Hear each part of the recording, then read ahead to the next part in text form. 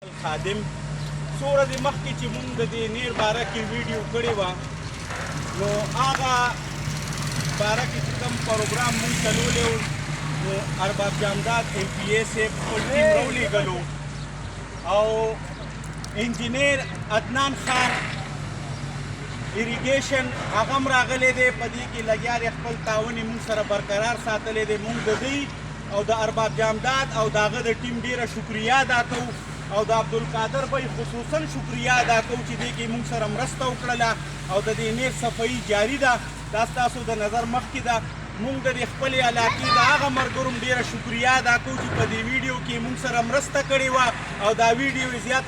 زیاته نه زیاته شیر کړې وه الله دې ټول ملګري ښاد او آباد قدرمن ساتي او مونږ یو ځل بیا هم د ایم پي اے صاحب ډېره شکریه ادا کوو چې د دې نیر صفایي یې زر تر زره وکړله او دا انشاءالله راتلونکي به موږ ته د دې سیلاب په وجه هېڅ مسایل نه راځي ځکه چې زموږ د نیر صفایي تقریبا 10 کاله پس وشوله خو موږ د هغې نه یو خواست دا هم کوو چې برای مهرباني زموږ دې نیر ته جنګلي ولګوه سیډوال دپاره جنګلي ډېرې ضروري دي چې